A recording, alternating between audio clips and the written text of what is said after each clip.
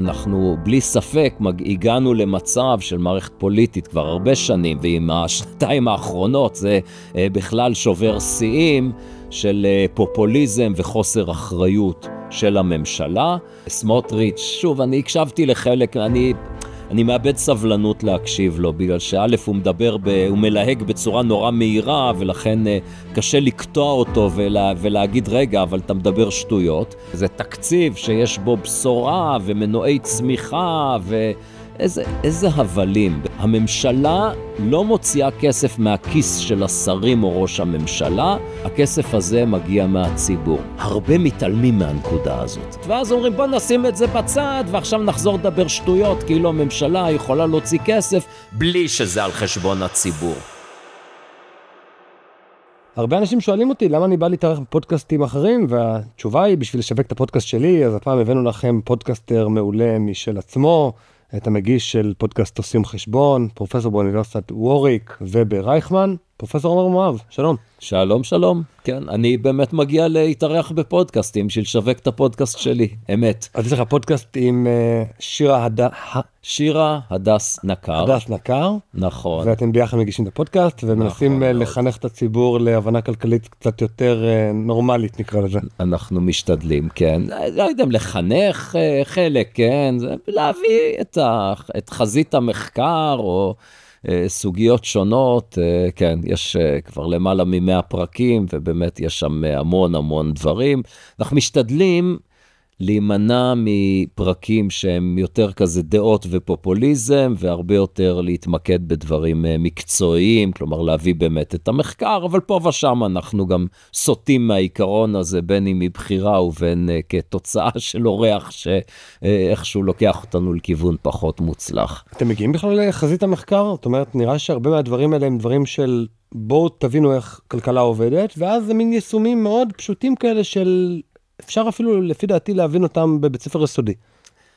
כן, אני חושב שזאת, הנקודה שאתה אומר היא נקודה נורא חשובה, ואני חושב שאחת הבעיות החמורות שיש לנו בנושא של כלכלה, הבנת כלכלה על ידי הציבור, וכתוצאה מזה מדיניות כלכלית שהממשלה נוקטת בה, היא שאנשים שלא למדו כלכלה, או למדו מעט כלכלה, לא מצליחים להבין כמה מעט הם מבינים, וכלכלה זה תחום הרבה יותר מורכב ממה שנדמה.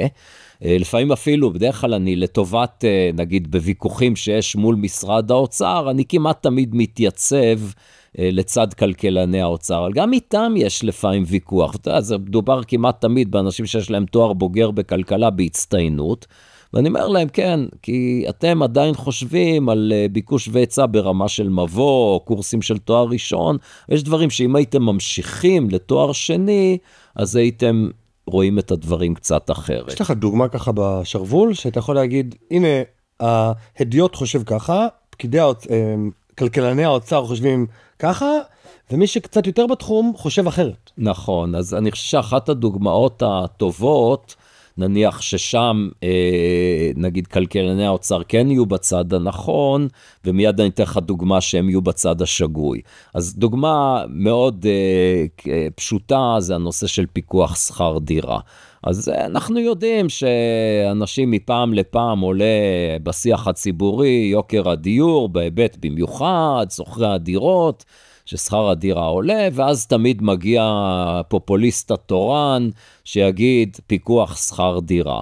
ושוב, מי שרוצה להתעמק בזה ולהבין לעומק, אז יש בעושים חשבון, יש פרק שלם שעוסק במחקר על פיקוח שכר דירה. על קצה המזלג, יש לנו המון ניסיון בעולם ומישראל על מה קורה כשעושים פיקוח שכר דירה, זה תמיד נגמר רע. תמיד נגמר רע, נוצר מחסור, שוק שחור, תחזוקה לקויה, בגדול הרס של שוק הסחירות. כלומר, לאורך זמן זה לא מטיב אפילו עם שוכרי הדירות. אז פה בנושא הזה הציבור הרחב לא מבין כלכלה ונדמה לו שזה פתרון. יש מחוקקים פופוליסטים. האחרונה שקידמה את זה מאוד חזק הייתה סתיו שפיר, הצטרף אליה רועי פולקמן, שניהם כבר לא חברי כנסת. אבל מיד שהם מציעים הצעת חוק, אז מיד של שכירות, רגולציה בסחירות, מיד הרבה מחוקקים אחרים מיד מצטרפים, אגב מימין ומשמאל, כלומר שזה מגיע לכלכלה, אין בישראל באמת, כמעט שאין בישראל ימין, הגישות הכלכליות של המפלגות שקורות לעצמן שמאל מרכז, או של המפלגות שקורות לעצמן ימין, ההבדלים הם די זניחים, הם יותר סמנטיים. בשמאל ובמרכז אוהבים להגדיר את עצמם סוציאל דמוקרטים, רבים בימין תומכים בדיוק באותה מדיניות פופוליסטית, אני אקרא להם סוציאל פופוליסטים, רק שבימין פחות אוהבים את הביטוי סוציאל דמוקרטיה, לא יודע אם זה בגלל שלא אוהבים סוציאליזם או בגלל שלא אוהבים דמוקרטיה, אבל זה כבר סיפור אחר. אבל לענייננו, בוא אני אתן לך עכשיו דוגמה, ששם משרד האוצר כן טעה, וזה הנושא של איך להוריד את מחירי הדירות, לא את הסחירות. ואחד המהלכים שקידמו תמיד, כחלון שהיה שר אוצר, משה כחלון, שהשר אוצר מאוד פופוליסט, גם חשב שאפשר להוריד מחירים על ידי צמצום הביקוש. עכשיו תראה איך, באמת, זו דוגמה מצוינת, איך מי שחושב ברמה של מבוא לכלכלה, אבל בצורה קצת שגויה, יכול להגיע למסקנות לא נכונות. הרי מה המחשבה? יש לך מוצר כלשהו, אתה יודע, אפשר לדבר על מלפפונים. אתה רוצה להוריד מחיר המלפפונים, איך תעשה את זה? או שתגדיל את ההיצע, או שתקטין את הביקוש, פחות ביקוש, מחיר יותר נמוך. והלכו ויישמו את אותו רעיון על דירות, אמרו למה יש לנו יותר מחירים גבוהים בדירות, אז אנחנו לא מצליחים להדביק את הביקוש עם הגדלת ההיצע, אז כממשלה אנחנו, כן, עקומת ביקוש היצע פשוטה, שפשוט לא רלוונטית במקרה הזה, אז אתה יכול למחוק אותה. למה? שנייה, היא לא תמיד איכשהו רלוונטית? היא תמיד רלוונטית, תמיד מחירים נקבעים על ידי ביקוש והיצע, אבל צריך להבין הביקוש וההיצע של מה, ומה עומד מאחורי זה. לכן זה משהו שהוא נכון, אבל הוא לא רלוונטי במובן שהוא לא עוזר לך להבין. כאילו, בעצם הרעיון בא ואומר, או שאם איך נוריד מחירים, או שניקח את הביקוש שמאלה, או שניקח את ההיצע ימינה. נכון? נכון. או שנגדיל היצע, או שנוריד ביקוש. נכון. אז אם ניקח, אז שוב, אז בוא נחשוב על זה במונחים נורא פשוטים, נניח, אמרתי מלפפונים, אתה יודע, לחם, בוא נחשוב על לחם, אוקיי? נניח שהממשלה מגיעה, יש מחאה, הלחם יקר מדי, חייבים להוריד את המחיר. איך תוריד את המחיר? או שתייצר עוד לחם, כן? או שתגיד, לא, יש איסור, כל משק בית מוגבל לכיכר לחם פעם בשבוע, למשל. אז זה יעשה את העבודה, כל עוד יש כושר ייצור, ופשוט פחות אנשים רוצים לקנות לחם, אז לא יהיה מחסור גם במחיר נמוך יותר. אבל תראה, אם הייתי אומר לך שבוא נטפל במחסור בלחם, על ידי זה שנמסה בכבדות את מי שקונה מכונות לאפיית לחם. למה הדבר דומה? תזכור שמה שהציעו אז, מס דירה שלישית, ובאופן כללי, בלי קשר גם לפרויקט הספציפי של מס דירה שלישית, עמד על הפרק, עומד, ובפועל גם המיסוי, מס הרכישה על דירות, הוא גבוה יותר למי שקונה דירה שנייה ושלישית. כלומר, הרעיון הוא של בוא נרחיק את המשקיעים בדירות, כלומר, לא אנשים, שוב, כל אחד שקונה דירה גם למגורים עצמיים הוא משקיע, אבל אני משתמש פה במינוח הפופולרי של משקיעים, זה אנשים, אספני הדירות, אנשים שקונים דירות מעבר לדירה שהם רוצים לגור בה, אלא דירות כהשקעה, כלומר, קונים דירה, הם משכירים את הדירה, אפשר בנפרד לדבר על כאלו שקונים ולא משכירים, זה סיפור אחר, אבל בגדול המשקיעים בדירות, הישראלים שרואים בזה אפיק השקעה, קונים דירות, משכירים את הדירות, נהנים מהסחירות ומהתקווה לעליית ערך שבהחלט התממשה בשנים האחרונות. אוקיי, ביקוש היצע, בוא נרחיק את המשקיעים, נקטין את הביקוש לדירות, וכתוצאה מזה מחירי הדירות ירדו. ומשרד האוצר, כלכלני האוצר בעניין הזה נטו להסכים עם הגישה הזאת. אבל היא גישה לא נכונה, אוקיי? ולכן אמרתי, בוא נחשוב רגע על הלחם, ברור לך לגמרי שאם אני אגיד לך, אני אגביל את כמות הלחם שאנשים מותר להם לקנות, אז המחיר יכול לרדת. על זה אין ויכוח, אני מקווה. אבל אם היא תאמר לך, במקום זה, בוא נגביל את כמות המכונות האפייה שמותר לקנות. כלומר, נגביל את אמצעי הייצור שמייצרים לחם, אז זה בדיוק יעשה את הפעולה ההפוכה, נכון? אוקיי. עכשיו בוא נחשוב, למה זה דומה בעצם לדירה? דירה זה לא שירותי דיור, אלא דירה זה מכונה שמייצרת שירותי דיור. כלומר, המקבילה זה שהדירה זה כמו מכונה לאפיית לחם, ומה שהדירה הזאת עושה, היא מייצרת שירותי דיור. ולכן מי שקונה דירה, זה כשלעצמו ודאי לא מקטין את מלאי הדירות במשק הישראלי, אם זה יש לזה איזושהי השפעה, בהנחה שההיצע לא קשיח לחלוטין, אז זה מגדיל את מלאי הדירות, כי יש יותר ביקוש, ובשוליים אתה לא מעניש אנשים, אז הם אולי כן, יבנו משהו איפשהו הם התלבטו, אולי כן לבנות, לא לבנות, המגרש של הסבתא, לא משנה. כך או כך, כאשר יש לנו ביקוש של משקיעים, בסופו של דבר זה לא יכול להשפיע באופן שלילי על מלאי הדירות. ולכן, אם אתה מרחיק את המשקיעים האלו מהשוק, ודאי יהיו לך פחות דירות להשכרה. אז מה יקרה לסחירות? הסחירות תעלה. עכשיו, זה לא לגמרי פשוט עד כדי כך, כי מיד ניתן לטעון, רגע, אתה תוציא את המשקיעים, אז זה נכון שהיצע הדירות להשכרה ירד, אבל מצד שני גם הביקוש ירד, כי מישהו יקנה את הדירה הזאת למגורים עצמיים. אבל עדיין זה הכיוון שזה עובד, ומסיבה נורא פשוטה, כי כשאנשים קונים דירה, אז הם קונים דירה יותר גדולה מהדירה שהם שוכרים, כי בדרך כלל מדובר בזוגות צעירים, שהם מסתפקים בדירה יותר קטנה, כשקונים כבר קונים דירה שתספיק לנו ל-10-15 שנים.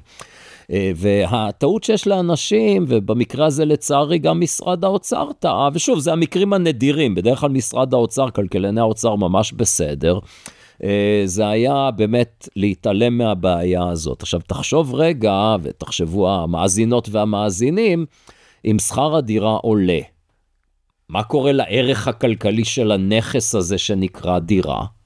עולה, נכון? יפה, אז לא יכול להיות שהמחיר שלו ירד. זאת אומרת, אין שום מודל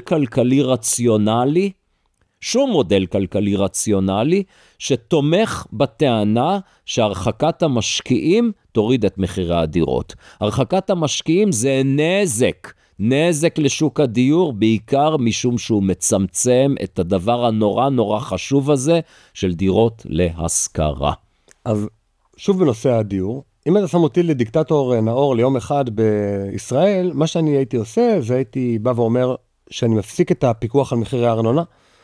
אם לא יהיה פיקוח על מחירי הארנונה, לראשי הערים וגם לוועדות תכנון מקומיות, יהיה יותר כדאי לבנות מאשר כדאי לחסום דיור, כי בעצם כיום האזרח הרגיל עולה יותר כסף ממה שהוא מכניס לעירייה הספציפית, ולכן כדאי בתור ראש עיר, מבחינת המדיניות הכלכלית היום, מבחינת מערכת התמריצים היום, לא לאפשר בנייה. זה מה שאני הייתי עושה. נכון, לא, זה נכון, מה שאתה אומר, כן. עזוב רגע אם זה נכון. זה בעיניך אחד מהצעדים הכי חשובים בשביל לפתור את המשבר הדיור, שבעצם יגרום להיצע? כן, אז אני חושב שזה אחד המהלכים החשובים ביותר, ובאמת משרד האוצר את זה דווקא מבין, ועשו כל מיני דברים בכיוון הנכון, שזה בעצם להגיע לעסקאות עם ראשי רשויות מקומיות. הסכמי גג. כן, הסכמי הגג. רק לחזק את הדברים. בעצם, אם אני אחשוב על תל אביב, אני גר בתל אביב, אז ראש העיר תל אביב, ראש העירייה, לטובת התושבים הקיימים של תל אביב, בעצם אומר, אני מעדיף שאנשים יגורו בפתח תקווה, בחולון, ויבואו לעשות עסקים בתל אביב. אז הרעיון, תראה איך זה נופל באמת על חוסר הבנה עמוק שיש בציבור הישראלי בכלכלה, הרעיון של לגבות ארנונה גבוהה על עסקים וארנונה נמוכה על מגורים. למה?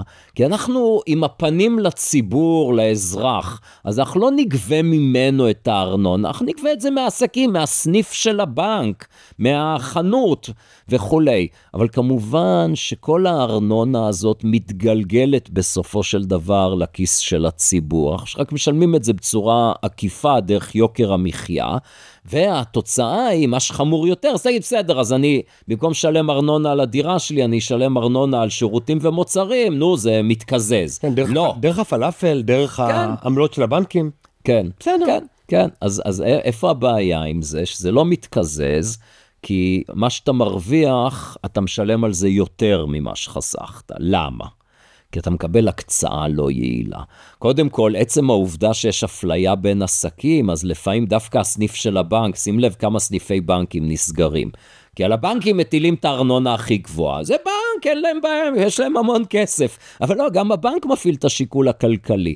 ואז יש לך כל מיני עסקים שהארנונה עליהם נמוכה, ואז יהיה לך אולי יותר מהם, פחות מהעסקים שדווקא צריך. ברמה הבסיסית ביותר, אין שום רציונל כלכלי להפלות בארנונה בין עסקים לבין מגורים. הארנונה צריכה להיות לפי המיקום של הנדל"ן, הערך הכלכלי שלו, השטח שלו, וזהו. שום רציונל כלכלי. אבל רציונל פופולרי, יש ויש. אבל זה באמת אולי אחד החסמים על ההיצע, כי בעצם כל התוכניות שניסו עד היום, שוב, אני עושה פה הכללות גסות, אבל כולן ניסו לטפל בביקוש ולא בהיצע.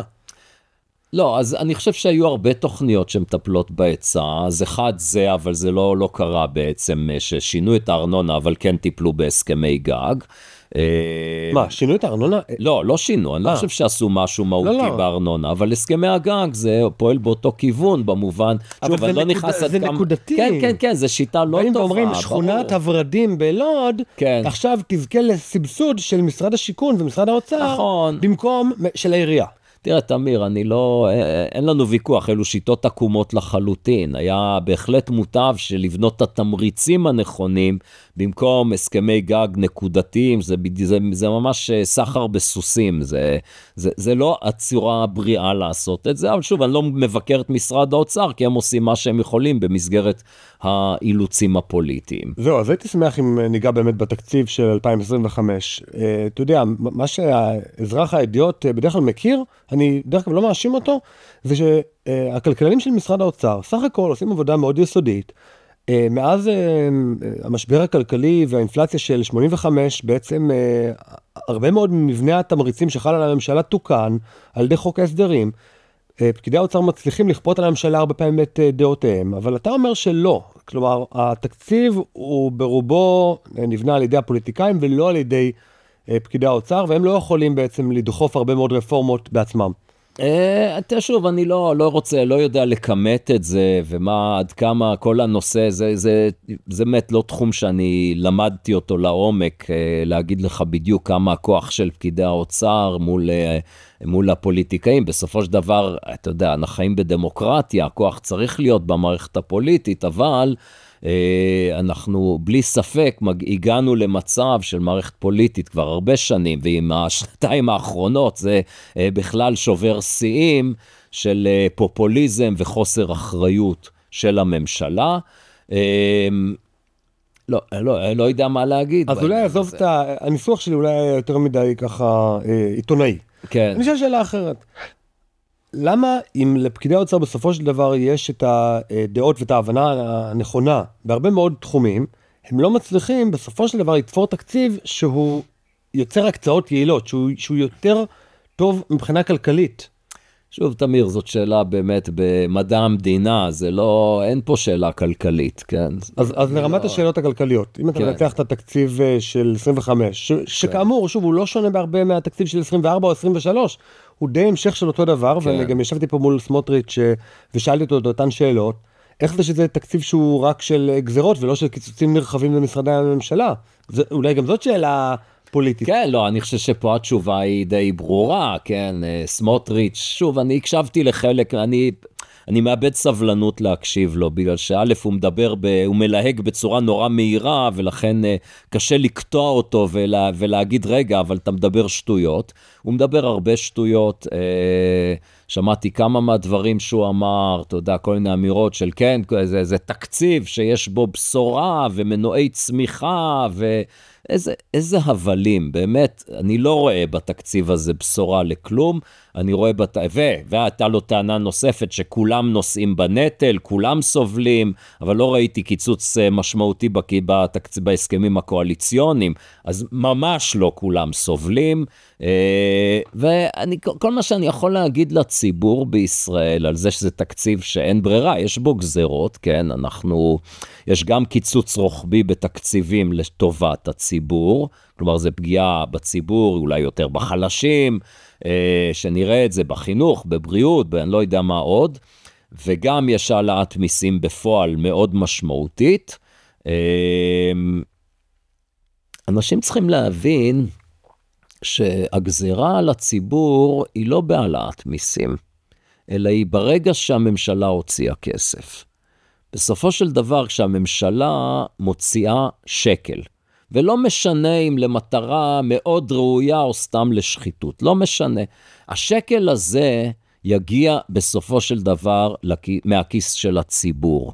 ותראה כמה הרבה הייתי קורא לזה פלסיז כלכליים, כל מיני תיאוריות כלכליות פופוליסטיות ומופרכות, מבוססות על התעלמות מהעובדה המתמטית הזאת. עובדה מתמטית.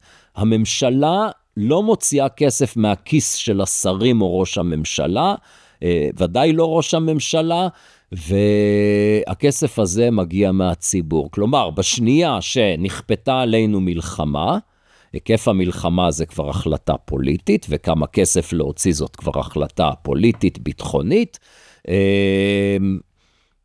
זהו, הכסף הזה יצא מהכיס של הציבור, וברגע שיש הסכמים קואליציוניים שמפרטים כך וכך מיליארדים למטרות שונות ומשונות, הכסף הזה יצא מהכיס של הציבור. אין אפשרות אחרת. זאת אומרת, הממשלה מוציאה שקל, או שהיא מיד תיקח את זה במקום אחר, בהעלאת מס במקום אחר, או שהיא מיד תקצץ את זה במקום אחר, או שהיא לא מיד תעשה כלום, אז הגירעון יגדל, וזה יהיה משהו נטל שיפול בעתיד, עם ריבית דריבית. נקודה חשובה, אבל להגיד בעניין הזה. אבל יש מי שאומר אחרת, זאת אומרת, זה מה שאני עשיתי פרצוף עכשיו, כזה אמרת רגע, אבל אני אגיד עוד נקודה. כן. יש מישהו שאומר אחרת? אז תראה, מה הנקודה המעניינת? אני לא חושב שמישהו באמת אומר אחרת, אבל הרבה מתעלמים מהנקודה הזאת. זה מה שיפה ומעניין. זאת אומרת, בוא, הסכמנו על הנקודה הזאת, ואז אומרים, בוא נשים את זה בצד, ועכשיו נחזור לדבר שטויות, כאילו הממשלה יכולה להוציא כסף, בלי שזה על חשבון הציבור.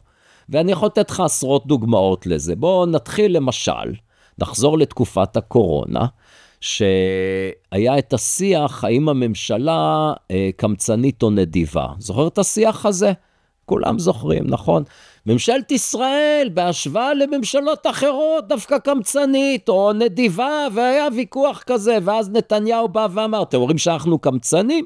בבקשה, הנה 500 שקל לכל בן אדם, או איזה מין מענקים כאלו כספיים, ועכשיו פתאום נתניהו נדיב שהוא חילק את הכסף הזה. הרי שטות גמורה, הרי הוא לא לקח כסף מהכיס שלו, שים לב יותר מזה בשיח הציבורי, כמה פעמים אנשים, שוב, פוליטיקאים מימין ומשמאל, שאומרים את המשפט, כן, זה הזמן שהממשלה צריכה להכניס את היד לכיס, לכיס שלכם. אבל יפה, אבל תשים לב שכשהפוליטיקאי אומר, כן, בין אם זה, הרבה פעמים שומעים פה, הרי יש בתוך הקואליציה, יש אופוזיציה כל הזמן, אנשים שכועסים על הממשלה שהם חברים בה, על זה שהיא לא נדיבה מספיק, נכון? ואתה שומע את הטענות האלה, אני לא ממציא הרי כלום, כן, עכשיו צריך להכניס יד לכיס, ולעזור למפונים, לחיילים, למה שלא יהיה, אוקיי, כל אחד ומה שקרוב לליבו, ואנשים שהם אומרים את זה, הם בעצם חושבים שהממשלה צריכה להיות נדיבה עם הציבור, אבל אתה הבנת מצוין, ואני מקווה שרוב המאזינות והמאזינים מבינים מצוין, שזה הכיס שלנו בסוף. אבל הנה עוד נקודה חשובה. שוב, נחשוב באמת על הדבר אולי הכי בזבזני שהיה, זה היה באמת ההחלטה אז של נתניהו לחלק כסף לכולם, בצורה שוויונית, למעט החריגו רק אנשים הכנסה מאוד גבוהה. כלומר, כמעט כל הציבור בישראל קיבלו מענק כספי. אוקיי, אז אנחנו מבינים שבסופו של דבר כמעט כל הציבור בישראל גם ישלם את הסכום הזה. בריבית. אז זהו, מה הנקודה? זה לא רק בריבית, זה הרבה יותר חמור מזה. למס יש נטל עודף. כלומר, אני מיד אסביר מה זה בדיוק, אבל המשמעות של הנטל העודף היא, שבשביל לעשות תרגיל של בואו ניקח מיסים מהציבור, ונחזיר את הכסף לציבור, הציבור מאבד בתהליך הזה 30, 40, 50% מהסכום.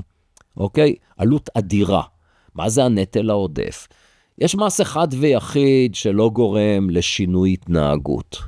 כל מס אחר גורם לשינוי התנהגות. לפעמים יותר, לפעמים פחות. המס היחיד שלא גורם לשינוי התנהגות? מע"מ. לא. מה? מע"מ? לא. אתה קונה פחות. כשאתה משלם מע"מ, אז לא, אתה קונה אבל פחות. פחות מהשאר. מס גולגולת. מס גולגולת. אבל אין מס גולגולת. גול, יפה. אז באופן תיאורטי יש לנו מס אחד ויחיד, מס גולגולת, כן? שוב, כי אף אדם לא יוותר על הגולגולת בשביל להימנע מהמס. על מע"מ בוודאי משפיע על ההתנהגות. ברגע שאתה מטיל מע"מ, אז אתה צורך פחות מוצרים, ואולי משפיע על ההחלטות שלך. זה לא רק שאתה, אוקיי, אז אני מצמצם את כל רמת החיים שלי בצורה פרופורציונלית. לא, איפה העיוות למשל? אתה יכול, במקום לקנות מוצר, אתה יכול לעבור יותר לייצור ביתי. למשל, אם יש מע"מ גבוה, אז זה מייקר לך מוצרים שעברו, שמישהו עשה בשבילך את העבודה. לעומת זאת, לשכור עובדים זה לא עם מע"מ, לעבוד בעצמך. כמעט כל מס שתחשוב עליו, יש לו השלכות של עיוותים בהקצאה האופטימלית. זה בלתי נמנע. אז למשל במע"מ, כן, מע"מ הוא מס אגב מצוין מבחינה הזאת, יחסית מעט עיוותים. כמובן שמע"מ דיפרנציאלי הוא פתח לעיוותים ממש ממש מזיקים. נגיד מע"מ גבוה על מוצרי יוקרה, ומע"מ נמוך על מוצרי צריכה. יש קונסנזוס בין כלכלנים, אגב כולל היותר סוציאליסטים ביניהם. יש למעשה אפילו, יש איזה כמה כלכלנים, אני לא זוכר את השמות, אני מתנצל בפניהם, אבל יש קישור, יש לי בלוג בעיקר כלכלה, יש שם קישור, אפשר ללכת ישר על האתר של ון ליר, שוון ליר, מכון ון ליר, התוכנית שם בכלכלה וחברה, הם מאוד מאוד חברתיים, סוציאליסטים, כתבו נייר מדיניות על מע"מ, וחד משמעית ממליצים על מע"מ אחיד. כלומר, כל הרעיונות האלו, הנה, כל הזמן זה צץ מהמערכת, רק אתמול או לפני שבוע קראתי את ניר ברקת, באמת שר נוראי, שאומר, מע"מ דיפרנציאלי זה מצוין. לא, מע"מ דיפרנציאלי זה פתרון נוראי לכל דבר, יוצר המון עיוותים. אחת הדוגמאות שיש לי תמיד על פופוליזם של פוליטיקאים, זה באמת הנושא של המע"מ אפס על פירות וירקות. אפשר לדבר על זה? יאללה, אפשר, אני אגיד לך את התירוץ שאני מכיר. הם בעבר אמרו, להחזיק קופה רושמת בשוק, המחירות מאוד מהירות, אז במזומן, ניתן לכם חשבונית וזהו, לחשב מע"מ זה מורכב בשבילנו. נכון, נכון, אתה צודק. אז ויתרו להם, אתה צודק. והיום לכל טמבל יש סולק אשראי בתוך הפלאפון, שאתה יכול לשים את האשראי, לסלוק וללכת הביתה. ברור. וזה נותן לך מע"מ, חשבונית מסודרת, עם חשבונית ב-SMS. אבל בוא, גם אז זה לא הייתה הסיבה. אתה יודע, אני מספיק זקן שאני זוכר את שנת 1976, מה קרה ב-76? מה קרה ב-76? נו, בדיוק על מה שאנחנו מדברים, הטילו מע"מ לראשונה בישראל. לא היה לפני כן, עד 76 לא היה מע"מ בישראל. זה מס נהדר. מס מצוין. הוא הומצא ביפן, נכון? אני לא יודע איפה הוא הומצא. הוא מס מצוין, כי בשונה, אולי מילה, הוא בשונה ממס קנייה, שיכול לחול כמה פעמים על המוצר. הרעיון של מס ערך מוסף, הוא שהמוכר מזדכה, וזה בסופו של דבר באמת מס על כל הפעילות הכלכלית. כלומר, מס אחיד הוא כמו מס הכנסה אחיד על כל הפעילות הכלכלית. זה היופי של המע"מ. ויש לו עוד המון יתרונות, למשל שהוא כמובן שגם קבוצות שנמנעות מהצהרה על ההכנסה שלהם, כל השוק השחור, כשהם קונים הם משלמים מה, קיצור הוא מס טוב עם יחסית מעט עיוותים, אבל ברגע שאתה עושה דיפרנציאליות בין מוצרים, אתה מכניס עיוותים בהחלטות של הפרט, זה נטל עודף למשל. אז מה הסיפור מ-76? אז הסיפור... לא, מה אמרת שיש סיפור על הפירות וירקות? נכון, אז הסיבה האמיתית להבנתי הייתה שאז היה לובי חקלאי מאוד חזק. תזכור, אנחנו לפני המהפך של 77, המערך שולט במפלגת העבודה, שולטת בכנסת, המון נציגים של ההתיישבות, הקיבוצים, המושבים, והפעילו לחץ, חברו אליהם הבסטיונרים, וכמובן אנחנו לקראת בחירות, הפוליטיקאים לא רצו שיזרקו עליהם עגבניות בשוק, אמרו פטור, ובאמת הסיבה שנתנו לציבור הייתה שאין לצפות מבסטיונר בשוק לחשב מע"מ. ואז שנים שאתה הולך בשוק ואתה קונה עוגיה, רושמים לך מלפפון, והמוכר גנב את המע"מ. אז מבחינת הנזק של המע"מ הדיפרנציאלי הוא אדיר.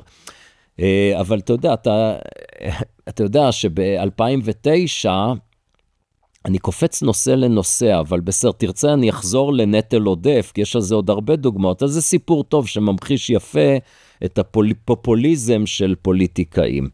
ב-2009, אפריל 2009, נתניהו מקים את הממשלה הראשונה ברצף, כמעט רצף האחרון, ממנה את שטייניץ להיות שר אוצר, ושטייניץ שהוא אמנם דוקטור, אבל דוקטור לפילוסופיה, הבין שהוא צריך יועץ כלכלי, והוא פנה אליי, ואז הייתי במשרד האוצר שנה, כיועצו הכלכלי הבכיר של שטייניץ, והייתה תקופה לא פשוטה, כי זה משבר עולמי 2008-2009,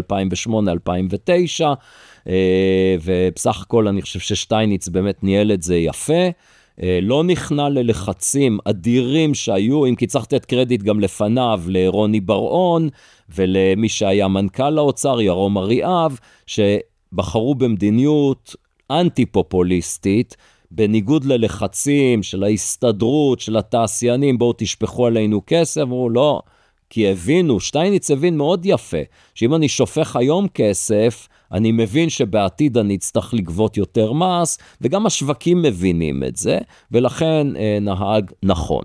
כך או כך, יום אחד מכנס אותנו שטייניץ, את יועציו הקרובים, ואומר לנו, תראו, נתניהו הנחה אותי, לנצל את המשבר בשביל לעשות תיקונים של עיוותים כלכליים, ויפה, כי משבר זו הזדמנות, בימים כתיקונם קשה להטיל גזרות על הציבור, אבל הציבור מבין שאנחנו לא בימים כתיקונם, וההסתדרות נתנה כתף, עשו שם איזה קיצוץ לא בדיוק בשכר, אבל לא משנה, אוקיי, יפה, ומה מכל הדברים נתניהו ביקש משטייניץ לעשות? לתקן את העיוות של המע"מ אפס על פירות וירקות.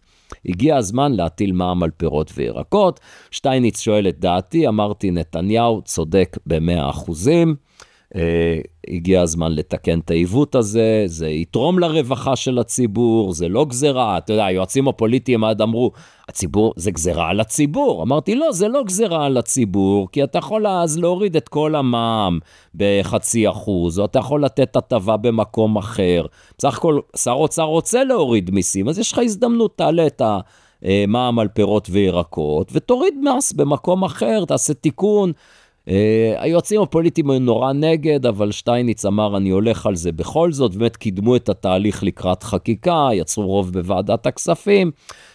מה המע"מ על פירות וירקות היום? 0. נכון, אז מי חיבל במהלך? הציבור.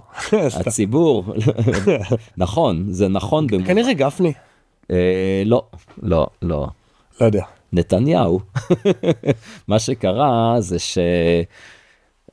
נתניהו כמו כולם קרא את הסקרים, אז שנתניהו מאוד נכווה, זו הפרשנות שלי, וגם כאנשים שקרובים אליו אמרו את זה, מהתקופה שהוא היה שר אוצר, והוא היה הפנים של מגוון רחב של רפורמות חשובות, אני לא נכנס לוויכוח עד כמה באמת הוא המציא או קידם את הרפורמות, כמה זה ההמשך של מדיניות קודמת, של סילבן שלום, ודאי הוא לא חסם את זה, היינו משבר של 2002, לא בשביל, בוא ניתן לו קרדיט על רפורמות שהוא עשה. בוא נגיד על רפורמות שהוא היה הפנים שלהם, ניתן לו את הקרדיט, כן. למרות שמי שעשה את זה זה כלכלני האוצר, ועל רפורמות שהוא בלם, למרות שאולי כלכלני האוצר המליצו לו ללכת לכיוון, גם ניתן לו את הקרדיט, שזה באשמתו. זה בוודאי לא, במקרה הזה בוודאי באשמתו. אז הוא קרא את הסקרים וראה שאם אני זוכר נכון, מעל 80% מהציבור מתנגד לתיקון הזה. ושוב, אתה רואה דוגמה באמת כמה הציבור בישראל, לאורך השנים, אני אומר, טומטם על ידי פוליטיקאים, על ידי תקשורת, להאמין אמונות שווא, ממש הבלים מוחלטים לגבי הכלכלה, ולחשוב שתיקון עיוות הוא בעצם גזרה. ונתניהו פשוט יום לפני ההחלטה הקריטית בוועדת הכספים, הודיע לציבור, בלי שהיה לו שום אילוץ, שהוא מבטל את הגזרה. גזרה שהוא הנחה את שטייניץ להטיל, בלי שהיה לו שום סיבה. אתה רואה, הוא פעל בניגוד מוחלט להבנה שלו, בשביל לזכות ברגע של אהבה מהציבור. אני קצת יטריל, אתה יודע מי באמת אשם בזה שהדבר הזה לא עבר? נו. אני ואתה.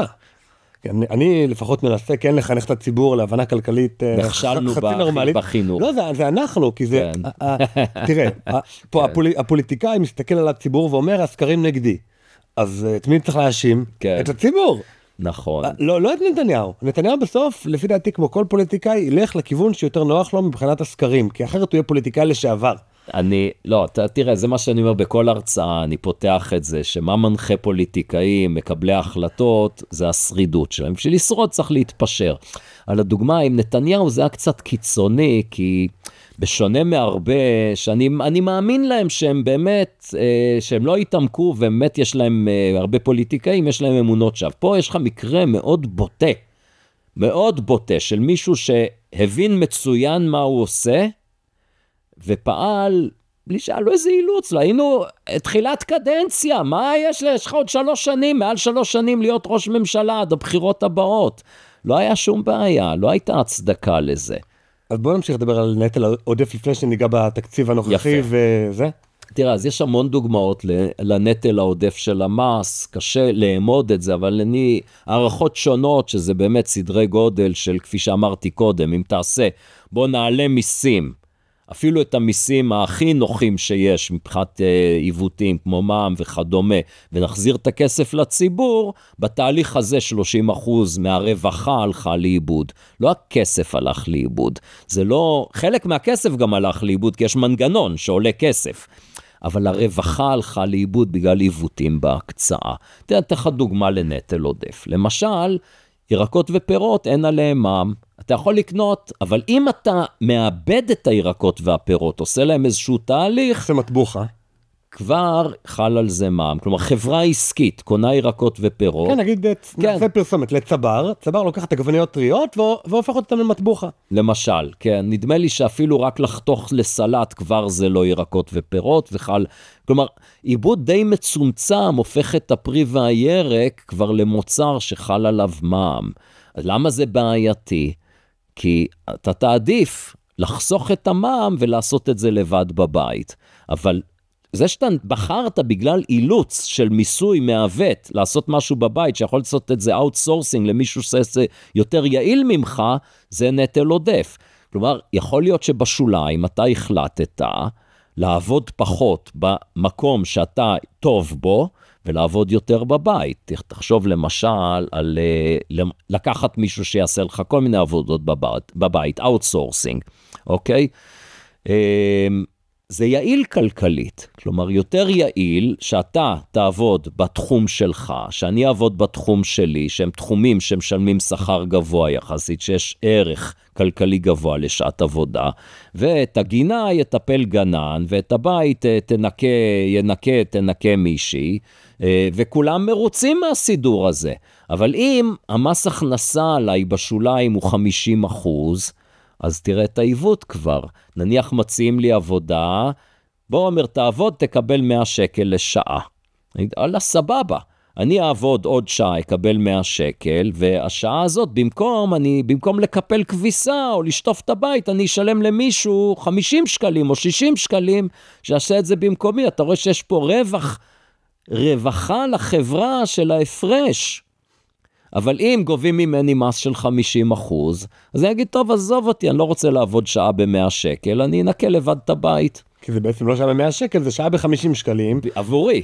אבל תראה, כן, הרווחה הכוללת היא כן 100 שקלים. נכון? כי הממשלה לקחה את הכסף הזה, ויכולה לעשות עם זה כל מיני דברים. זאת אומרת, יש פה ממש אובדן רווחה לכלכלה, בגלל מיסוי גבוה. תראה, הכלכלה האמריקאית שממוצע, המיסים שם השוליים על עבודה יותר נמוכים, אז רואים הרבה יותר אאוטסורסינג. ואיך הם גובים את הכסף בסופו של דבר? לא, גובים. יש שם הרבה מיסים בסופו. לא, כאחוז מהתוצר יותר נמוך. או כך את הכלכלה סופר יעילה, סינגפור, מס מאוד נמוך. המס המאוד נמוך הזה באמת מאפשר להם לקבל, זה אתה יודע, זה מין ביצה ותרנגולת. אתה צריך כלכלה מאוד יעילה, שמייצרת הרבה, ואז אתה יכול להסתפק בשיעורי מס יותר נמוכים. שיעורי המס היותר נמוכים בתורה מסייעים לכלכלה לשגשג. כמובן שיש עוד הרבה גורמים נוספים. כן, אז בוא נחזור באמת לתקציב 2025. בסופו של דבר מה שהממשלה עושה זה העלאת מע"מ באחוז, מס על רווחים כלואים, שאני מאוד אשמח לשמוע את ההסתכלות שלך על הדבר הזה. ובאופן כללי אנחנו גם עומדים לחוות שינויים מאוד משמעותיים מארצות הברית, כי שם טראמפ מתכנן בעזרת המחלקה דוג' הזאת שלו, להוריד מיסי חברות, להוריד רגולציות ולתת פייט מאוד מאוד רציני לכלכלה הישראלית של גם בריחת מוחות וגם בריחת חברות וגם תחרותיות מאוד גדולה. כן.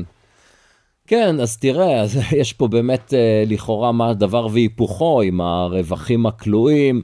שוב, אני אמנם עשיתי בפודקאסט שלי פרק על רווחים כלואים, אני מודה שזה לא היה הפרק הכי חזק שיש לנו, כי בדרך כלל האורחים שלנו הם דוקטורים, פרופסורים לכלכלה שחוקרים תחום.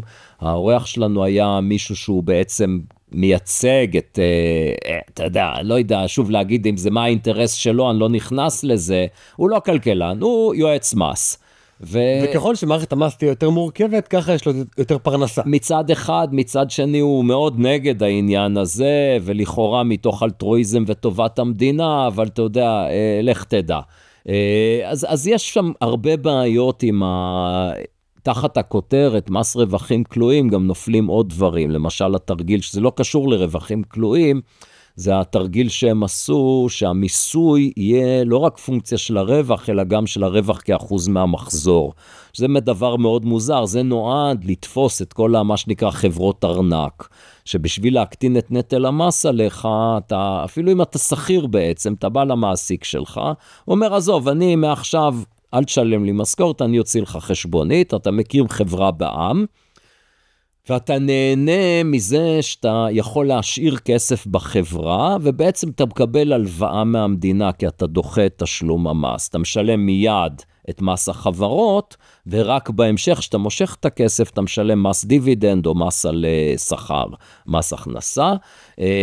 אז גם כביקורת על החברות, היו המון דברים לא נכונים, שאנשים כל הזמן, אני שומע את זה, למה אני משלם מס של 50% ואתה כבעל חברה משלם מס רק של 23%? זו שטות, כי אתה משלם מס של 23%, זה המס שהחברה משלמת, אבל אתה לא יכול להשתמש בכסף הזה, כדי למשוך אותו אליך, אתה צריך לשלם מס נוסף, וזה הרעיון של מיסוי דו-שלבי, סיפור מורכב, להתעמק בו צריך רואה חשבון ולא אותי, אבל העיקרון היה שהם רוצים כן לתפוס אנשים מהסוג הזה של מין חברות ארנק כאלו, שזה במידה מסוימת מעין פיקציה, הרעיון שם של חברה בערבון מוגבל, יצרו איזה משהו, הבעיה זה תמיד ההשלכות. כלומר, נניח שיש לי באמת, מה הכלל שהם קבעו? שאם הרווח הוא מעל 25% מהמחזור, אז כל שקל נוסף, מעל 25%, המס עליו יהיה הרבה יותר גבוה, נדמה לי 50% המס חברות. ואז זה יכול לגרום לכל מיני חברות קטנות, סתם לנפח את המחזור בצורה מלאכותית. זה מאוד לא יעיל כלכלית. זה יכול ליצור מיזוגים מעוותים ומזיקים, זה יכול למנוע מיזוגים מועילים. יש לזה המון השלכות, וכל זה במטרה, לדעתי, קצת נראה כאילו תותח בשביל להרוג זבוב. הסיפור המרכזי היה שוב סיפור פוליטי של עכשיו מול העתיד, ובעצם הממשלה עכשיו במצוקה, והיא רוצה לשים יד על אותם רווחים כלואים. אז מה זה הרווחים הכלואים? זה באמת רווח של החברה, החברה שילמה על זה את המס חברות, אבל הכסף נשאר בחברה. ובעל החברה לא מושך את זה אליו, ולכן הוא לא משלם על זה מס. זה הרווח הכלוא בחברה, שבגלל זה יש פה דחיית מס. הממשלה תמיד מעדיפה את המהלך הפופוליסטי, תמיד, בדרך כלל מעדיפה את המהלך הפופוליסטי, תראה כמה אוהבים להגיד את המשפט, פוליטיקאים אוהבים את זה, לא, אנחנו בעד גזרים, לא בעד מקלות. ושוב, תראה איך זה נופל בפלסי של על מה אתה מדבר? זה כאילו חזרת שוב, לא, שהממשלה תהיה נדיבה, שתיתן לנו גזרים, שלא תהיה קמצנית, שתעניש אותנו עם מקלות, זו שטות גמורה, כל ההבחנה הזאת. ספציפית למה אני מתכוון, שאמרו, אוקיי, בואו נעשה מבצעים, עכשיו תמשכו רווחים, תקבלו הנחה במס. זה גם מה שעכשיו, שמענו את אבי שמחון מציע, הוא העדיף את זה. עכשיו, שמחון לא מדבר סתם, הוא מייצג את האינטרס של נתניהו. והסיבה שנתניהו מעדיף את הגישה הזאת, כי הוא מעדיף לדחות את הבעיה. מה שהגישה של נתניהו, בואו עכשיו נכבס שריפות. שהבעיה בעתיד זה כבר של מישהו אחר, לא אכפת לי. ולעומת זאת, כלכלני האוצר אומרים, חס וחלילה, זה רעיון נורא, והם צודקים. כי כל המבצעים האלו של מס מופחת באופן זמני, מה הם יוצרים? יוצרים את הציפייה למבצע נוסף בעתיד. וזה רק מחמיר את הבעיה. כלומר, אם אתה יודע שפעם בכמה שנים יהיה לך מבצע הנחה, אז אדרבה, אני לא מושך את הכסף, אני משאיר אותו בחברה. עכשיו, לגבי מס חברות, להעלות את מס חברות זה רעיון כמובן מאוד גרוע, במיוחד לאור מה שאמרת על התחרות בעולם על חברות. ואנחנו יודעים שמס חברות הוא אחד המיסים הקטלניים ביותר לצמיחה כלכלית, משום שחברות, חלקן, לא כולן, ניידות מאוד.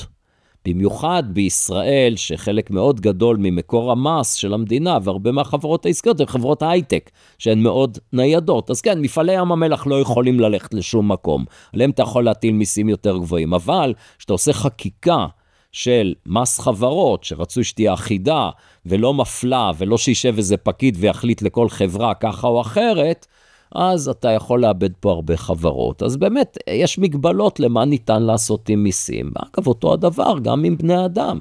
תכביד פה מאוד את הנטל על האוכלוסייה היצרנית, שמשלמת הרבה מיסים. אז נראה יותר ויותר עוזבים, אנחנו כבר רואים את זה. אוקיי, אז מה אפשר לעשות? כי בעצם, אני נגד מיסוי חברות, אולי אפילו בכלל, או בהכרח כזה שיוצר ארביטראז' מול העולם.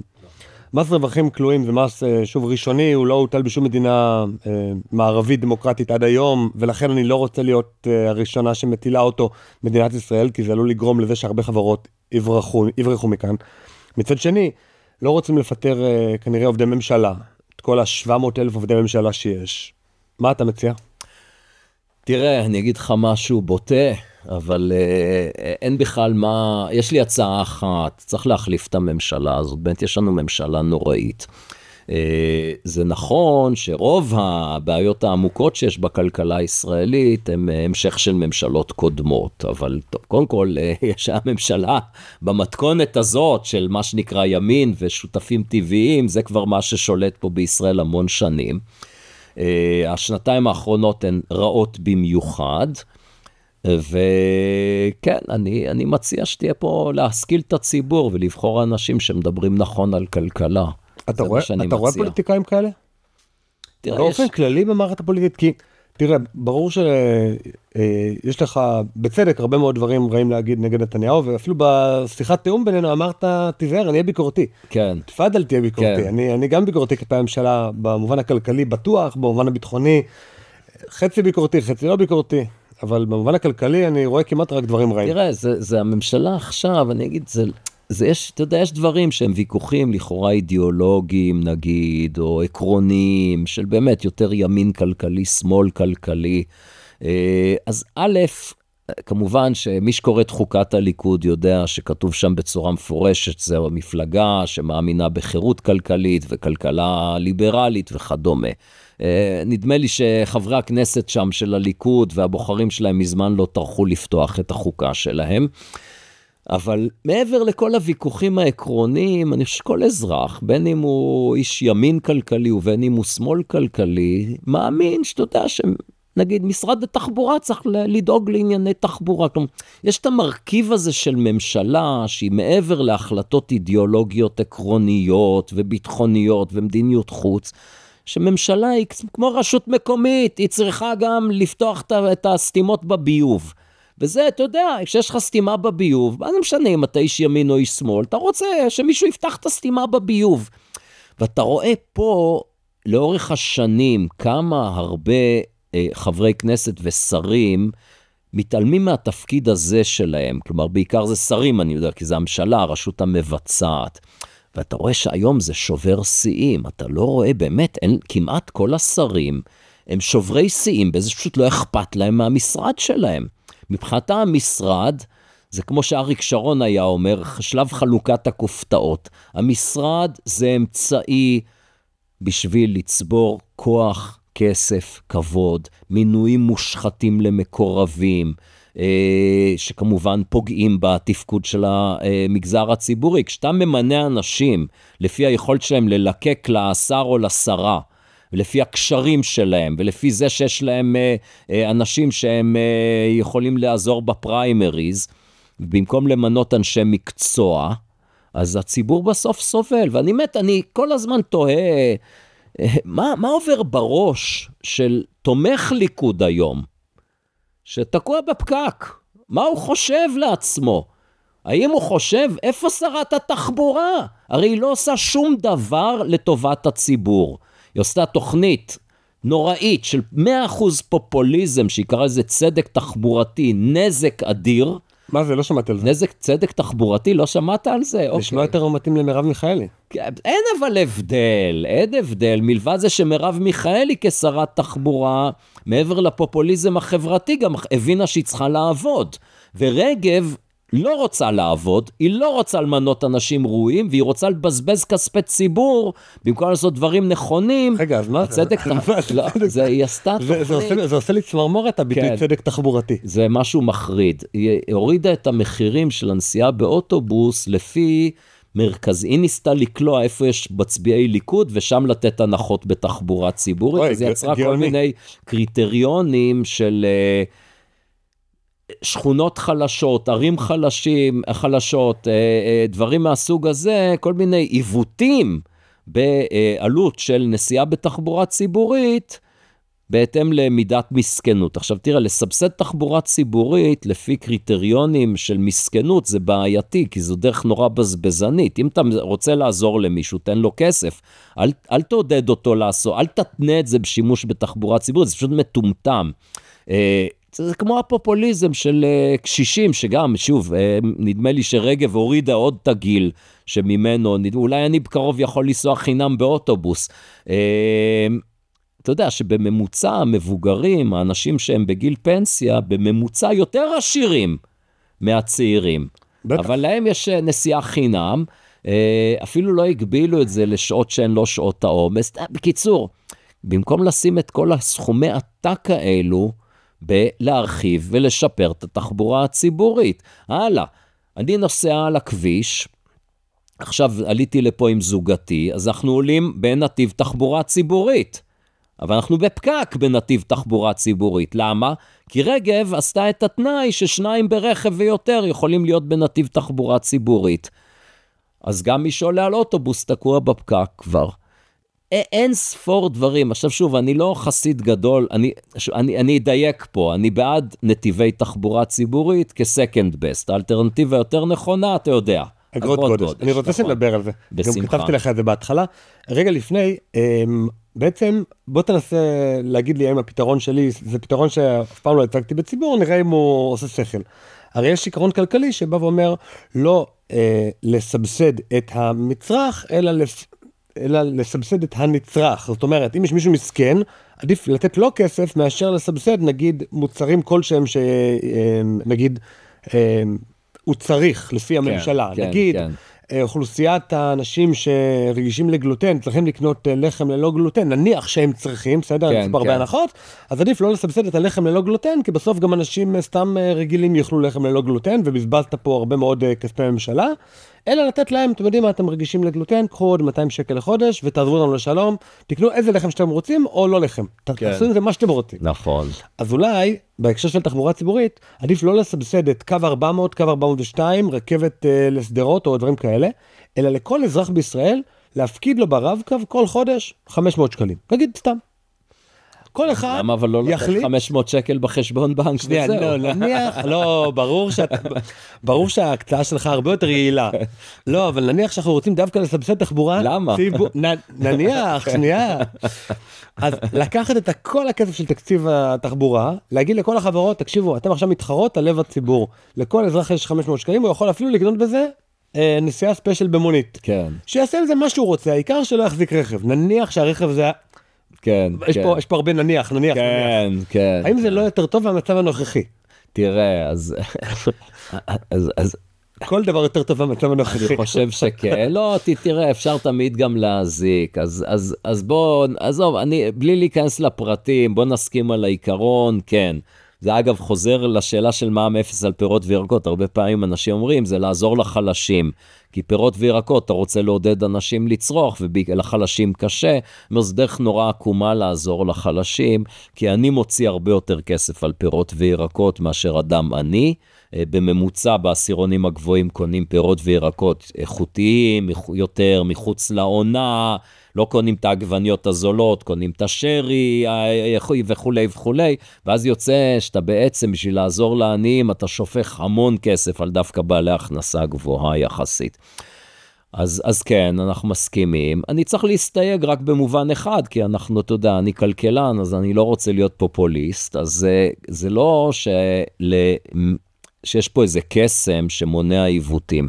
כי ברגע שאתה נותן כסף למישהו עני, יצרת תמריץ להיות עני. גם פה יש עיוותים, כן? כי אתה אומר, איך תעשה את זה? איך תן כסף מי שאני? תעשה מבחני הכנסה, נכון? לא, אני אומר, פשוט לעודד את כולם להשתמש בתחבורה ציבורית. בסדר, לא, בסדר, פה אתה אומר לכולם. 500 שקל מתחדשים נגיד כל רבעון. כן, תמיר, אני מבין מה שאתה אומר, אני רק פותח את זה בצורה יותר רחבה. אתה אומר לכולם לתת את זה. בסדר, אולי זה רעיון מעניין, אני אגיד ככה.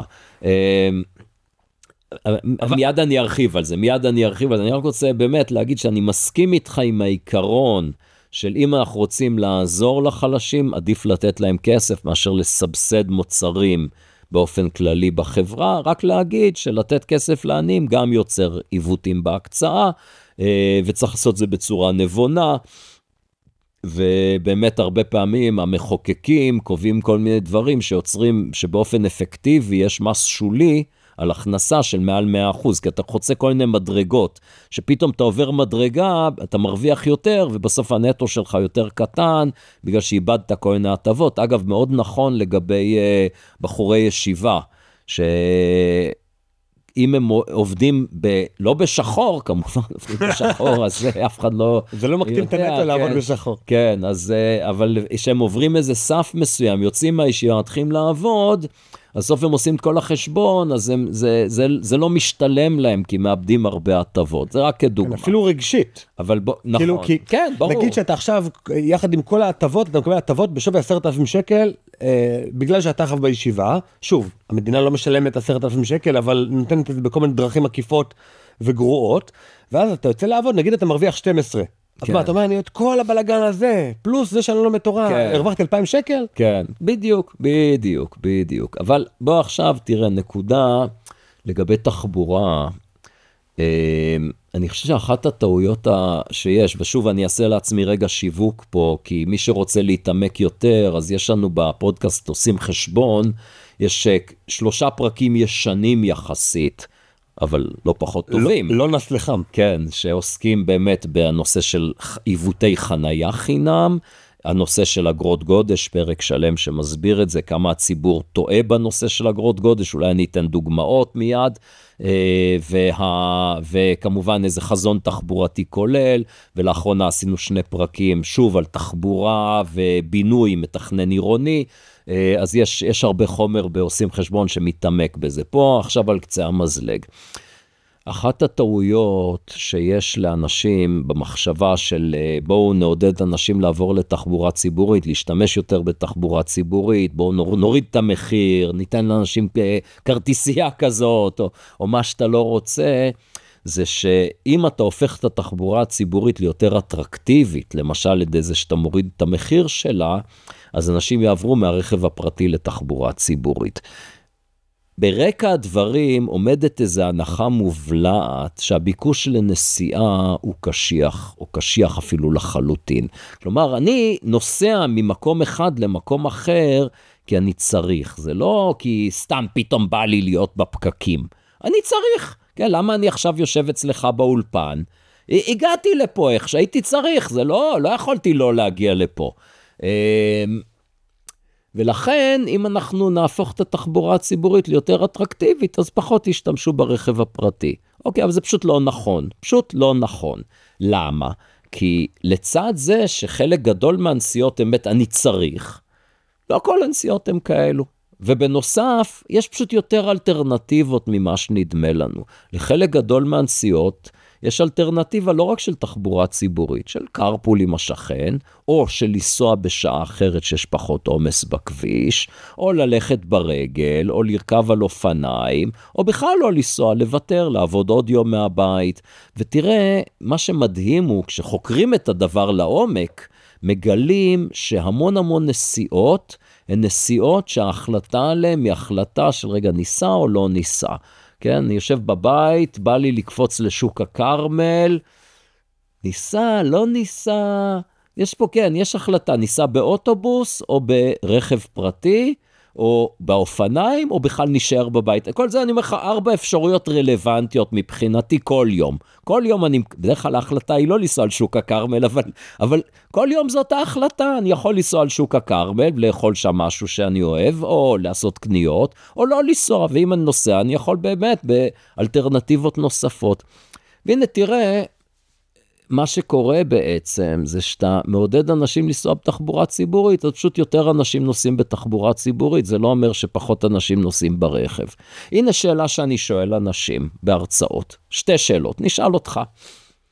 תגיד לי אם אתה מסכים עם הטענה שכשיש פקקים ומרחיבים את הכביש, זה פותר את הבעיה רק לטווח זמן קצר.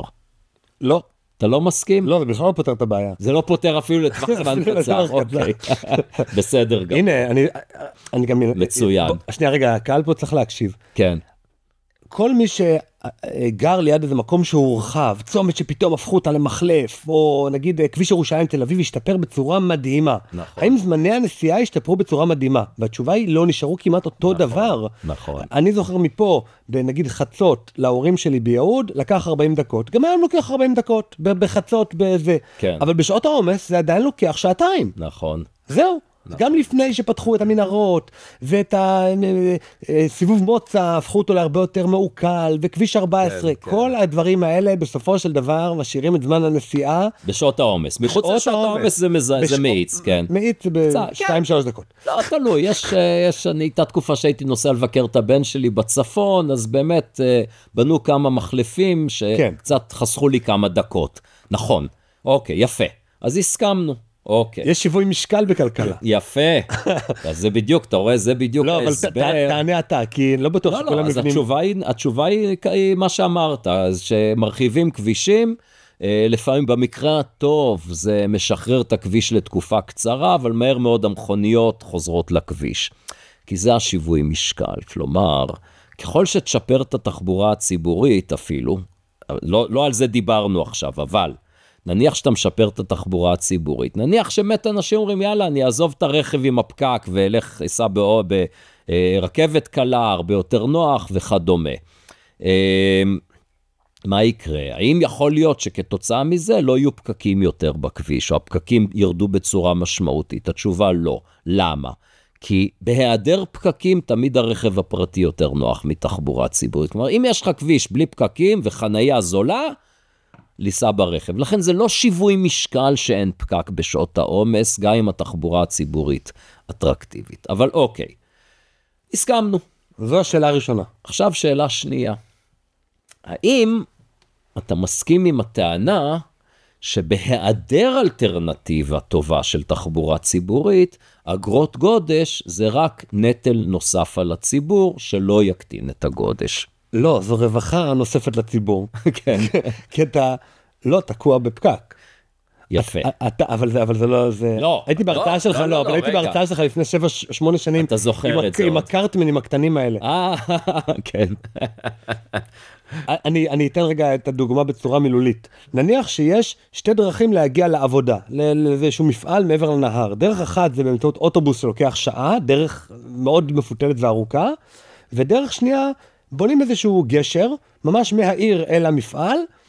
נשאלת השאלה, בהיעדר גבייה של כסף בגשר הקטנצ'יק הזה, מה הזמן שאנשים ימתינו בתור באותו גשר? הרי תגיד שיש תור. בוא נוסיף שהגשר הוא לא מספיק בשביל כולם. איזה גשר כזה פצפוני שצריך לעבור בצורה מאוד איטית, וייווצר תור. מה אורך התור? אז התשובה המתמטית היא שעה. זו התשובה של שיווי משקל. כן. לא יכול להיות שזה יהיה תור יותר קצר משמעותית, או יותר ארוך משמעותית משעה, כי אם התור הוא יותר משעה, אני אסע באוטובוס חינם, בשאטל חינם שלוקח שעה. ואם התור הוא פחות משעה, אז למה, אז כולם ירצו לעמוד שם, אבל אז זה לא יכול, אין שם מספיק capacity. ואז ישאל השואל, רגע, איך זה קשור לאגרות גודש? ואיך זה קשור להאם יש פה רווחה גדולה יותר, או שמס עודף על הציבור? כן, אז הדוגמה המעניינת היא, אם אתה לא גובה תשלום, ואז סתם אנשים, במקום לנסוע בשאטל שעה, או ממתינים בתור שעה, אז אף אחד לא ירוויח מזה כלום. עכשיו תגבה תשלום. ואז אנשים, אוקיי, אם אני צריך לשלם 10 שקלים לחצות את הגשר, אז אני לא אחכה שעה בתור, כי אני יכול שעה נסיעה בחינם, אז התור יתקצר.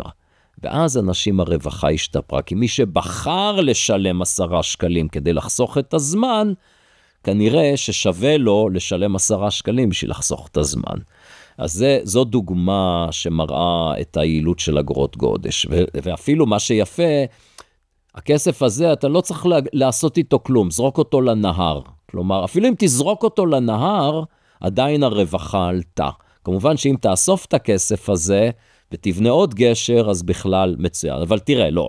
אבל השאלה שאמרתי, שאלתי אותך שאלה, אם אין אלטרנטיבות של תחבורה ציבורית. סליחה.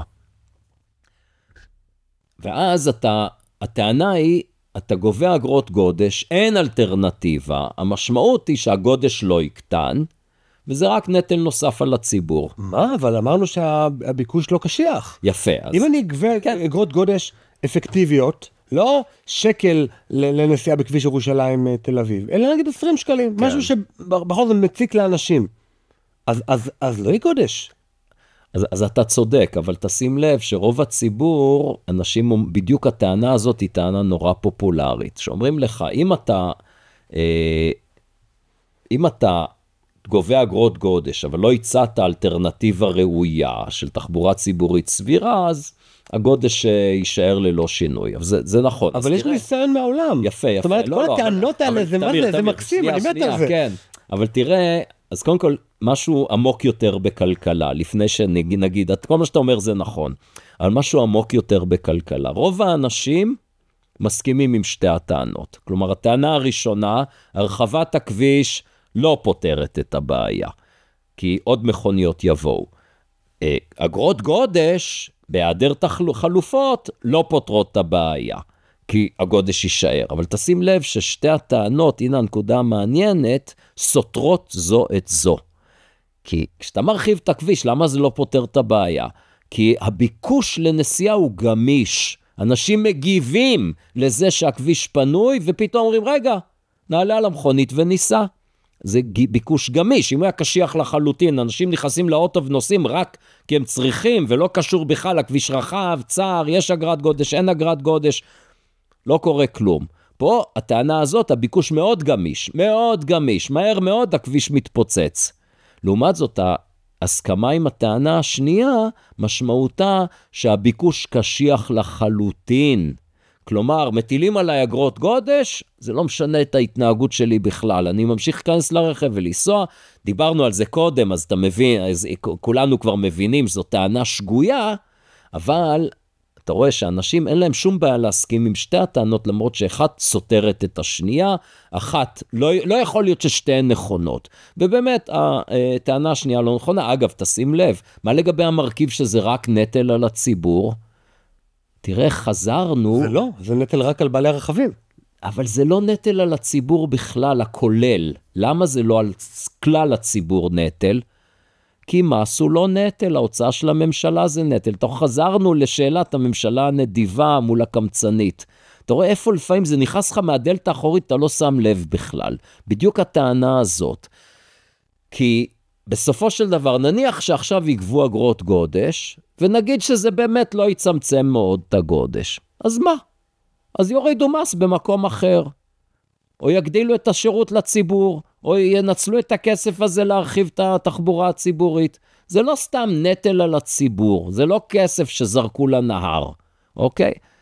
הראיתי בדוגמה הקודמת, אתה סיפרת אותה, שגם אם זורקים את הכסף לנהר, אגרות גודש יכולות לשפר את הרווחה.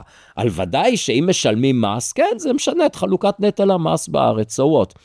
ואני חייב, כמובן שמיד אני קורא את מחשבות המאזינות והמאזינים, לא, הממשלה רק אוהבת לעלות מיסים, זאת טענה לא נכונה עובדתית.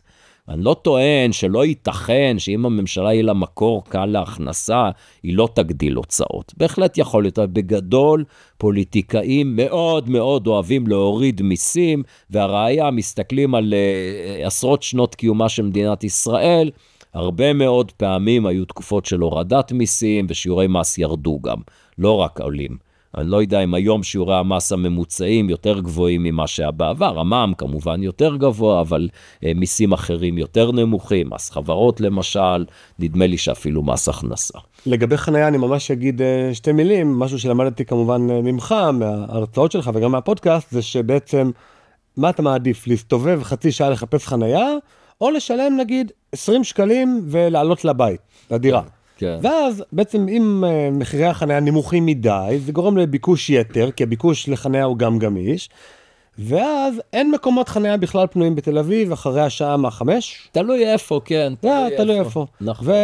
ואנשים יעמידו את הרכב שלהם למחירה במקום מגרש המכוניות, ברחוב כלשהו בתל אביב, ואנשים יקבלו עוד מחסן מאוד קרוב לפתח החנות, במקום בקומה העליונה למעלה, על הרחוב, ויתפסו ללקוחות את החנייה. תראה איך אנחנו חוזרים לנושא של פופוליזם. שוב, הציבור לא מבין את הכלכלה, בעיקר אני רואה את זה בעירי תל אביב, כמה אנשים רוצים... גם מושלון, הבטיח חניה חינם לתושבי ירושלים. אמרתי, אוי ואבוי, רק שזה לא יקרה. בסוף הוא נתן שעה אחת ביום, שזה לא כל כך, נקרא לזה, משפיע על הציבור, כי מה זה שעה? נכון, נכון. שעה זה, אם זה חניה חינם מוגבלת בזמן, זה פחות אסון. אבל ששאר הזמן יהיה מחיר שוק, שיהיה 20-30 שקלים לשעה. לא, אתה יודע, אגב, מחיר השוק הוא הרבה יותר נמוך, כי מה קורה? מי המרוויח הגדול מחניה חינם? בעלי החניונים הפרטיים. שוב, יש פה, הרבה פעמים אנשים אומרים, לא, אם אתה נותן אלטרנטיבה בחינם, אז הם לא יכולים לגבות הרבה כסף. לא, הפוך בדיוק. כשהחניה חינם, אז אין חניה בכלל, ואז, כי אנשים מחזיקים את הרכב סתם, אנשים מחזיקים רכבים מיותרים, מכנים אותם במקומות עם ביקוש, אתה תגבה מחיר סביר על חניה, הרבה אנשים יוותרו על הרכב, ואו יחנו במקום שיש בו פחות ביקוש. ואני מדייק, כולל מחיר חנייה אמיתי למי שיש לו תו, לא מעניין התו, כן. בלי תו.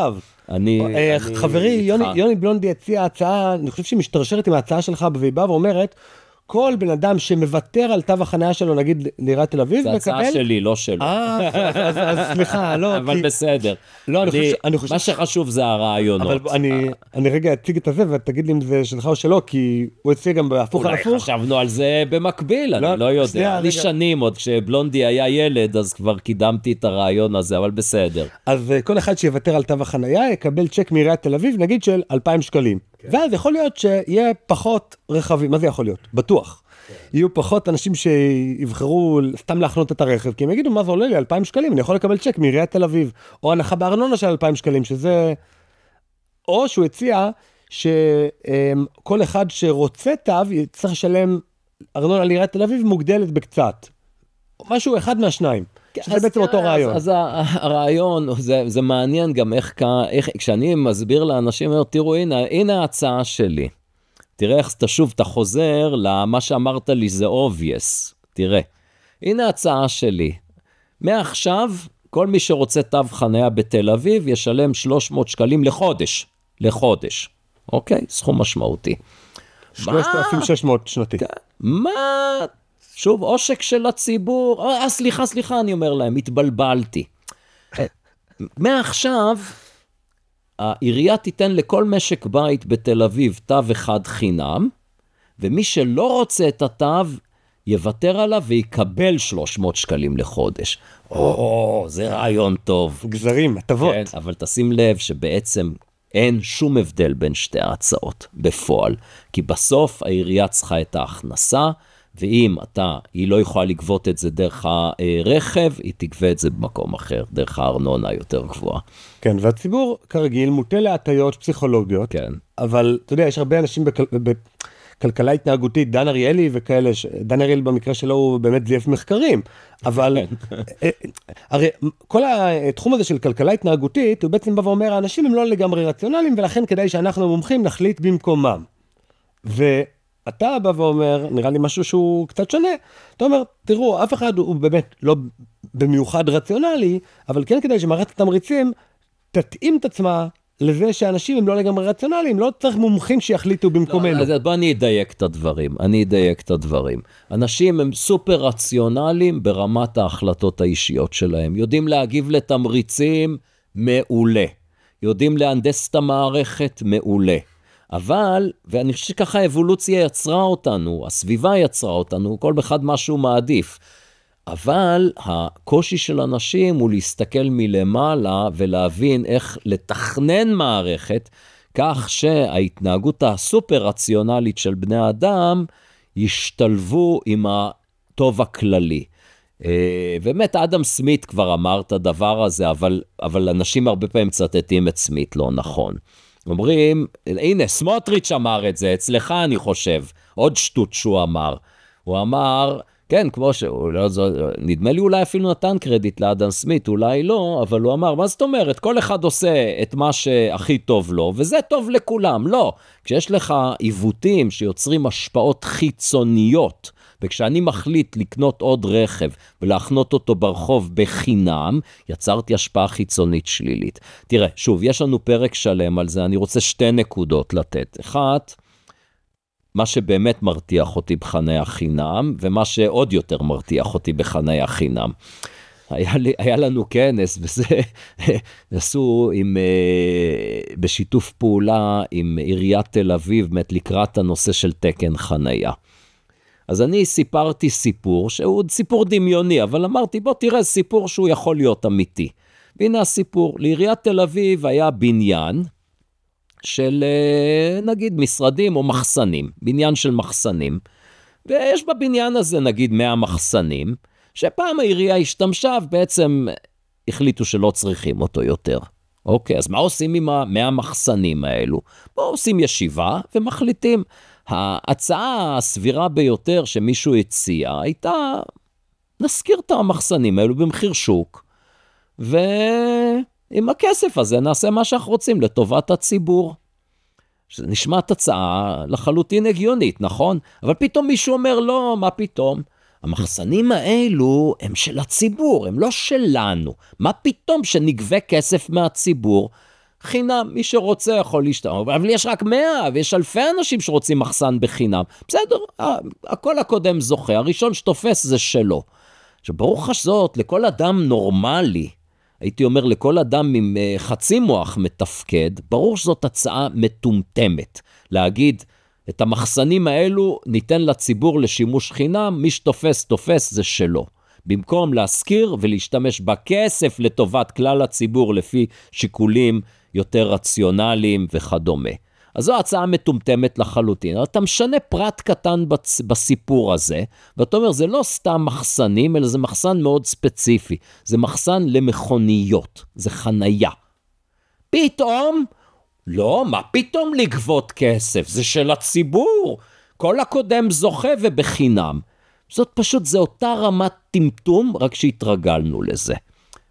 נקודה נוספת, שבכל הוויכוחים האלו, אנחנו שים לב, אנחנו מדברים על גודש, על זמן, על נוחות, ואנשים אומרים לך, כן, אבל הצדק, והאין חזה, ומגיע לנו ומגיע לנו.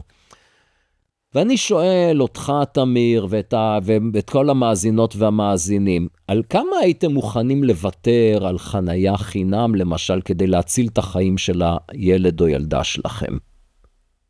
מה השאלה הזאת שורה? אז קודם כל, ברור שאתה מוכן לוותר לגמרי על רכב, כדי להציל את החיים של הילד שלך, נכון? לגמרי. אבל החנייה חינם הורגת לנו את הילדים, כי הצפיפות בכביש, כתוצאה מהחיפוש אחר חנייה, מגדילה משמעותית את זיהום האוויר. ואנחנו והילדים שלנו סובלים מזה, בעיות של בריאות, בעיות קוגניטיביות. חד משמעית מוכח, זיהום אוויר פוגע בהתפתחות הקוגניטיבית, ביכולת שלנו לקבל החלטות רציונליות ובחיים עצמם.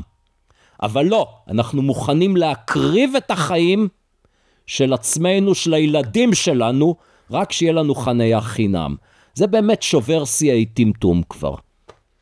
כן, וגם את הרווחה באופן כללי, אני באמת, גדלתי ביהוד, אמרתי לכל החברים שלי, אני לא מוכן לצאת לתל אביב, אלא אם כן הולכים לחניון בתשלום. כן. כי להסתובב חצי שעה לפני הבילוי, זה באמת בילוי נחמד להסתובב חצי שעה. אבל רגע לפני סיום, אני הייתי שמח לשאול אותך שתי שאלות, אחת על הרפורמה המשפטית, שככה הרבאת להתבטא, ואחת לגבי ארגנטינה חביר מילי, אבל את זה אנחנו נעשה בחלק למנויים שנקרא למשמעות פלוס. אני מזמין אתכם להצטרף, הקישור נמצא בתחתית הפרק, תצטרפו כמנויים, גם תעזרו לתמוך בפודקאסט, גם תהיו זכאים לתוכן המלא, כולל שתי השאלות האלה, וכולל גם לקבל את הפרקים לפני כולם. לגבי הרפורמה, אמרת הרבה מאוד טענות שבקיצור נמרץ, הרפורמה תפגע בכלכלה. אתה יכול להסביר את זה? כן, אני חושב תראה, היי, אם האזנתם עד לפה, ממש אשמח שתקדישו עוד דקה אחת מזמנכם. תיכנסו לקישור, כאן למטה, ותתמכו בנו באמצעות מנוי לעל המשמעות פלוס ו60 שקלים לחודש. המנוי יעניק לכם גישה מלאה ליותר מ-200 פרקים בלעדיים של הפודקאסט, שתוכלו להאזין להם באפליקציית הפודקאסטים האהובה עליכם. בנוסף, המנוי יאפשר לכם להצטרף למפגש הזום השבועי של קהילת על המשמעות. כל פעם נפגשים ולומדים יחד נושא אחר, ויש גם זמן לשאלות ולדיון בלעדי למנויים. כמו כן, כל מי שמנוי לעל המשמעות פלוס נהיה שותף בהחזקת הפודקאסט ככלי תקשורת עצמאי ובלתי תלוי, שיקדם את הרעיונות שאנחנו מאמינים בהם. אז יאללה, הקליקו כאן והצטרפו אלינו לעל המשמעות פלוס, מחכה לכם.